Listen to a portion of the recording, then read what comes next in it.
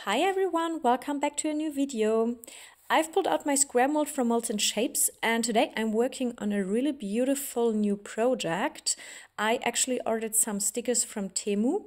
I haven't used stickers in ages, so I thought why not today? And one of them is this phoenix sticker, which I absolutely love. It's so beautiful.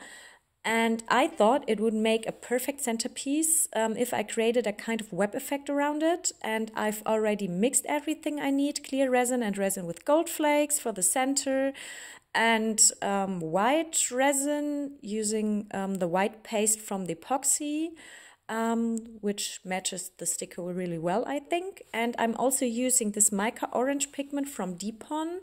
It's such a gorgeous gold orange shade with a bit of sparkle. Here you can see it. It weirdly doesn't have a name, just the number 558 or something like this. But I think it's perfect for this project. So yeah, that's the plan, to create a web effect around the phoenix. And yeah, so let's start. For this project, I'm using the diamond resin from the epoxy. It's a medium viscosity resin. It doesn't create those super defined drops like the low viscosity one does. So the web effect will probably look a bit softer and more spread out. I thought that might actually work really well as a background for the phoenix, since there's already so much movement in the design itself. But yeah, we will see how it turns out. Sometimes the pigment settles a bit at the bottom, and honestly, I'm not totally sure what's going to happen once I pour the mica, since it's usually a bit heavier, and those particles tend to sink. So I'm curious to see how well everything flows together. And yeah, so it also really depends on the day with the resin, doesn't it? Sometimes you do everything exactly the same way and it still reacts completely differently. Resin definitely has a mind of its own, as we all know. So yeah, we will see what will happen. But let's move on with the orange, and honestly, I just love this color so much. I've been really into orange lately, I don't know why. I kind of want to make all my projects orange right now, but since it's autumn, I can totally embrace that vibe, right? So yeah, I'm actually planning another fall-themed project soon, something really special, and we'll see if it works out the way I imagine it, but I'm excited to give it a try. And yeah, that will be definitely another chance to bring out all my favorite orange tones again. Yeah, so maybe I will then use my favorite orange, which is the burnt orange from Depon. I'm pouring the clear resin around the edges, and you might be wondering why not just pour it straight into the center. Well, that's because I'll be adding another layer with gold flakes in the middle afterward, and I don't want them to end up floating into the orange paste layer. That sometimes messes with the overall effect. So I'm first adding the clear resin around the sides, and then I'm carefully pouring the resin with the gold flakes into the center. Usually they don't spread out too much, so it shouldn't be a problem. I'm hoping this will give the phoenix an extra touch of depth and shimmer. And I also made sure to break the flakes down into smaller pieces so they distribute more evenly.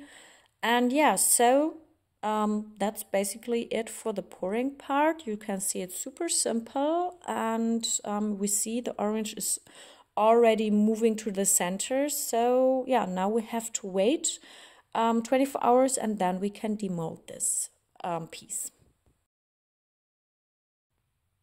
It's the next day already, and I honestly didn't expect the resin to stop before reaching the center, but that's totally fine since the phoenix will go right there anyway. As you can see, the resin spread out more evenly this time instead of forming a drop, which gives it a softer, flatter look.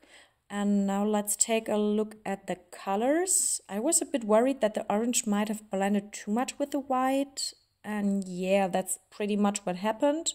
But I also created this glowing orange edge around the piece, which I really like. I think it's beautiful. Yes, so I think the phoenix is perfect as a centerpiece for this for this here.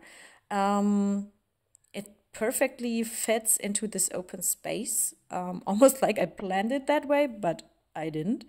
Yeah, so usually the resin flows a bit more toward the center, but maybe it was sitting too long this time, I don't know. Yeah, either way, I think the color combo works really well and the Phoenix fits perfectly in size and tone. Now let's get the sticker out of its packaging. I'm not entirely sure how this one works. It's my first time using this type of sticker. Looks like it's just a regular one with a protective film. Maybe I'm supposed to peel off the bottom layer first and then place it down with the top one. But anyway, it's fine. The sticker isn't too delicate and it's fairly thick, so it's easy to handle. And yeah, so if I can get it off... Oh, give me a second. I'm so sorry. What the hell is going on here? Here we are. Okay, so here we go. It's okay. So it's actually not too bad to work with. I'm placing it right in the center, or at least I'm trying to. Oh, it's so sticky. Oh no. Okay, nope, that's not the right position. It's super sticky. Note to self, always decide on the position before sticking it down. Oh, okay, here we go again. Okay, let me try again. Okay, I think this is fine. Yeah, so now I'm pressing it down nice and evenly so there are no air bubbles trapped underneath. That's always something to watch out for. And smooth it gently with your fingers and that should do the trick. And I'll add a top coat later for a glossy finish and to protect the sticker, and that's it. So yeah, I hope you like how the tray turned out. I think it's really beautifully. Yeah, I hope you enjoyed this little project. Thank you so much for watching and I'd love to see you again next time. Take care everyone and bye bye.